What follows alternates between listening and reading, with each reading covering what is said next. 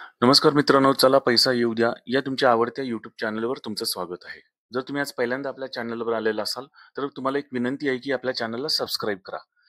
आपलं हे जे YouTube चॅनल आहे, चला पैसा येऊ द्या, या माध्यमातून आपण बिझनेस बँकिंग रिलेटेड आपण वेगवेगळ्या प्रकारचे व्हिडिओ बनवतो. ज्याच्यामध्ये business loan, personal loan, home loan, mortgage loan, त्याच्यानंतर लोनचे जे ओव्हरड्राफ्ट लोन असेल किंवा इतर कुठले पैसे कमवण्याचे मार्ग असतील, ऑनलाईन आणि ऑफलाईन या संदर्भात आम्ही तुम्हाला माहिती देत असतो. त्यासोबतच तुम्हाला इन्व्हेस्टमेंट, एस-आय-पी, म्युच्युअल फंड, त्याच्यानंतर इन्शुरन्सचे प्रकार या संदर्भात सुद्धा तुम्हाला मराठीमध्ये माहिती देत असतो. छोटे-छोटे व्हिडिओ असतात आणि तुम्हाला ते खूप महत्त्वाचे असतात. तुम्ही जर आमचे व्हिडिओ बघितला तर तुम्हाला खूप महत्त्वाची माहिती त्याच्या माध्यमातून मिळून जाईल. जर तुम्ही पहिल्यांदा आपल्या चॅनलवर आलेला असाल तर प्लीज यापूर्वी जे व्हिडिओ बघितले असतील तुम्ही एकदा बघून घ्या. तुमच्या कामाचे व्हिडिओ तुम्हाला मिळतील. आज आपण एक नवीन टॉपिक घेऊन आलेलो आहे की बँक ओव्हरड्राफ्ट याला हे जे कर्ज आहे, हे जे वेगवेगळ्या बँका देतात, ज्याला आपण ओडी लोन असं आपण म्हणतो. त्याचं व्याजदर कसे असतात आणि त्याला चार्जेस किती लागत असतात. तर त्याच्याबद्दल आपण डिटेल डिस्कशन करणार आहोत. तर हा जर व्हिडिओ तुम्हाला आवडला तर लाईक करा आणि मित्रांना शेअर करा. आणि जर नवीन असाल तर अजूनही तुम्ही चॅनलला सबस्क्राईब केलं नसेल तर प्लीज चॅनलला सबस्क्राईब करा. चला आपण या संदर्भात आता व्हिडिओ सुरू करू.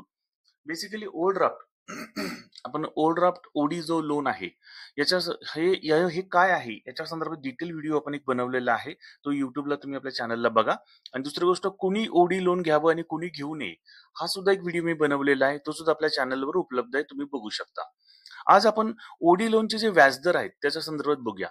जे लोक जॉब करतात, ज्याला आपण सॅलरी अकाउंट म्हणतो, ज्यांचे सॅलरी अकाउंटला जमा होते, ओके, अशा लोकांचं जे साधारणपणे रेट ऑफ इंटरेस्ट असतात ते 10% 16% असतात. म्हणजे कमीत कमी 10% पासून वार्षिक, बरं का, महिन्याला नव्हे.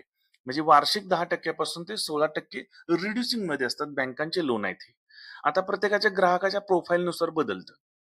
आता ग्राहकाचा प्रोफाईल म्हणजे काय, तर तो क्लास 1 आहे का जॉब, का क्लास 2 आहे, का क्लास 3 आहे, का क्लास 4 आहे. म्हणजे जॉबचे क्लासेस असतात. तो मोठा अधिकारी आहे का, तो एम्प्लॉई आहे का, तो वर्कर आहे का, तो मॅनेजमेंट लेवलला काम करतो, तो सुपरवायझर आहे का, तो असिस्टंट आहे. हे झाले वर्करचे प्रकार, हे झाले जॉबचे प्रकार. दुसरं असतं कंपनी.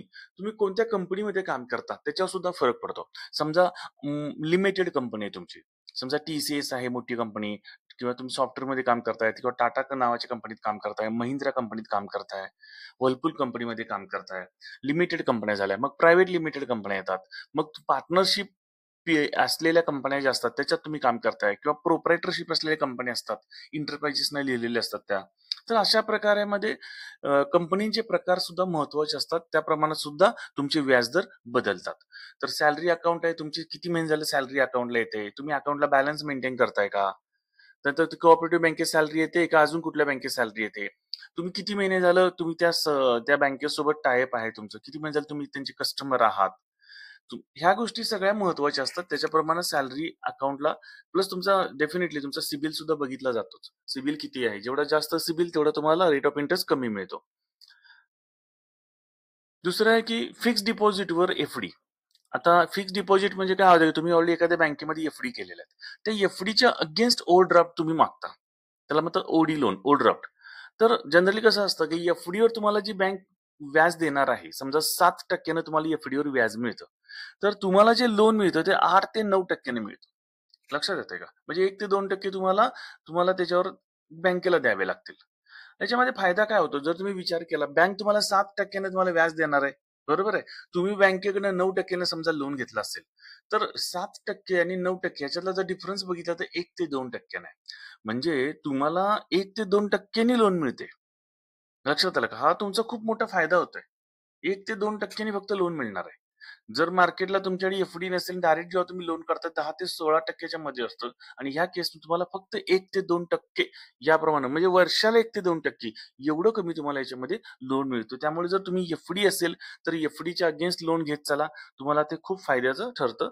त्याला आपण ओडी लोन असं पण म्हणतो. तिसरं जे आहे ते प्रॉपर्टी किंवा मॉर्गेज ओव्हरड्राफ्ट. आता आपण जे अनसिक्युर्ड पहिला बघितला, दुसरा आपण ओडीचा बघितला. तिसरा जो प्रकार आहे तो प्रॉपर्टी किंवा मॉर्गेज ओव्हरड्राफ्ट म्हणतात. म्हणजे समजा तुमच्याकडे एखादी प्रॉपर्टी आहे, मग तुम्ही रेसिडेन्शियल असेल किंवा तुम्ही ज्या घरात राहता ती असेल, तुम्ही एखादी भाड्याने दिलेली प्रॉपर्टी असेल. प्रॉपर्टीचा उल्लेख म्हणजे बंदिस्त घर, बंगला, किंवा तुमचा एखादा फ्लॅट आहे, ओके, किंवा तुमच्याकडे एनएचा ओपन प्लॉट आहे, समजा एनए प्लॉट ओपन आहे. ऍग्रिकल्चर नाही म्हणत मी, नॉन ऍग्रिकल्चर. त्याच्यानंतर तुमच्याकडे कमर्शियल शॉप आहे, कमर्शियल बिल्डिंग आहे. तर अशा केसमध्ये तुम्ही त्या बँकेकडे ते मॉर्गेज ठेवायचं आणि त्याच्या अगेन्स्ट तुम्ही ओडी उचलू शकता. त्याचा सुद्धा रेट ऑफ इंटरेस्ट हा 9% ते 14% असतो. मालमत्तेच्या नुसार आणि बँकेनुसार तो बदलतो. अजून एक प्रकार आहे की बिझनेस ओव्हरड्राफ्ट.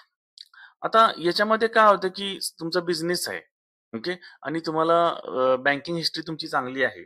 तर याच्यावर तुम्ही काय गहाण ठेवताय आणि तुमची बँकिंग हिस्ट्री कशी आहे याच्या आधारे तुम्हाला 10 ते 18% आसपास तुम्हाला रेट ऑफ इंटरेस्ट तुम्हाला मिळतं. टर्नओव्हर, बँकिंग हिस्ट्री आणि काय तुम्ही गहाण ठेवलेलं आहे याच्यावर आधारित हा रेट ऑफ इंटरेस्ट असतो. जेवढा जास्त तुमचा टर्नओव्हर तेवढा तुम्हाला रेट ऑफ इंटरेस्ट कमी मिळणार. पुढचं आहे की क्लीन आणि अनसिक्युर्ड ओडी असं पण म्हणू. म्हणजे याच्यामध्ये काय आहे की तुम्ही कुठल्या प्रकारचं काहीच तारण ठेवलेलं नाहीये. तुम्ही गोल्ड ठेवलं नाही, तुम्ही एफडी ठेवली नाही किंवा तुम्ही एखादी प्रॉपर्टी पण तारण ठेवली नाहीये. तर विदाऊट तारण, कुठले तारण नाही, कुठले जामीनदार नाही, अशा केसमध्ये काय होतं की बँकेला रिस्क जास्त असते. समजा एखाद्या व्यक्तीला लोन दिलं, त्याचं काही तारण ठेवलं नाही, उद्या त्यानं पैसे बुडवले तर अशा केसमध्ये बँकेला रिस्क जास्त असल्यामुळे याचा रेट ऑफ इंटरेस्ट हा 14% ते 24% असतो. त्यामुळे शक्यतो अनसिक्युर्ड ओडी न घेण्यापेक्षा तुम्ही एखादं काही तारण ठेवून जर घेतलं तुम्हाला ते परवडू शकतं. जर तुमच्याकडे काही ऑप्शनच नसेल तर तुम्ही अनसिक्युर्ड ओडीकडे जा तुम्ही. आता आपण चार्जेसचं बघूया. जनरली कुठली पण बँक कुठलंही लोन घेताना तुमच्याकडनं प्रोसेसिंग फी घेते आणि ती प्रोसेसिंग फी जी असते ती लोन अमाऊंट मधनं कट करून तुम्हाला लोन देत असते. तुम्हाला मार्केटमध्ये कोणी जर काही फसवत असेल, एखादा फ्रॉड एजंट, की तुम्ही आम्हाला प्रोसेसिंग फी अगोदर द्या आणि मग तुम्हाला लोन करून देतो, तर ते टोटली फ्रॉड सिस्टम असते. अशा लोकांच्या नादाला लागू नका, दॅट इज अ फ्रॉड. कुठली पण बँक प्रोसेसिंग फी ही लोन अमाऊंट मधूनच कट करते आणि मग लोन पास करत असते. ओके, तर त्यासाठी 1 ते 2% प्रोसेसिंग लागू असते, डिपेंड्स ऑन बँक आणि एनबीएफसी. दुसरं आहे की रिन्युअल फीज. जनरली कसं असतं, कुठली पण ओडी तुम्हाला 1 वर्षासाठी दिलेली जाते. मग 1 वर्षानंतर काय करतं, रिन्यू करावी लागते. मग ते रिन्युअलचे चार्जेस खूप कमी असतात. 0.25, 0.10 असं 10 पैसे ते 20-25 पैसे या हिशोबाने ते असतं. जस्ट रिन्युअल चार्जेस असतात, ते दर वर्षाला ते ऑटोमॅटिक तुमच्या लोन अमाऊंट मधनं कट होतं. तिसरं आहे ते कमिटमेंट चार्जेस. आता याच्यामध्ये काही बँका जर ओडी लिमिट ठराविक टक्क्यानं वापरली नाही तुम्ही, तर अतिरिक्त शुल्क वापरतात. ओके, तर ते इट डिपेंड्स आहे. सगळ्यांनाच हे नाहीये. फार कमी म्हणजे निग्लिजिबल समजा हे चार्जेस आणि नसतातच बऱ्याच ठिकाणी. त्याच्यानंतर डॉक्युमेंटेशन, लीगल फीज. आता समजा आपण प्रॉपर्टी जर काही मॉर्गेज वगैरे ठेवणार असेल, मग त्याचं काही वकिलाची फी असेल, व्हॅल्युएटरची फी असेल, तर अशा काही फीज असतात जे तुमच्या लोन अमाऊंट मधनं कट होऊन जातात. तर हे अशा प्रकारचे चार्जेस आहेत आणि अशा प्रकारचे व्याज आहेत. तुम्हाला ओडी हा लोन खूप चांगला लोन प्रकार आहे. बऱ्याच लोकांना माहिती नसतो. तुमच्या फायद्याची गोष्ट आहे. नक्की मी तुम्हाला सांगेन की तुम्ही ओडी लोन घ्या आणि तुम्हाला याच्यामध्ये काही तुम्हाला डाऊट असतील, काही प्रश्न असतील, तर नक्की मला कमेंटमध्ये विचारा. आम्ही लोनचीच कामं करतो. ओडी लोन देतो, टर्म लोन, त्याच्यानंतर आम्ही home loan, mortgage loan, personal loan, business loan, सर्व प्रकारचे लोन आम्ही देत असतो. क्रेडिट कार्ड देत असतो. तर तुम्हाला कुठलाही प्रश्न असेल, कमेंटमध्ये विचारा किंवा तुमचा नंबर द्या. आम्ही तुम्हाला संपर्क करू. व्हिडिओ आवडला असेल तर लाईक करा आणि मित्रांना शेअर करा. धन्यवाद.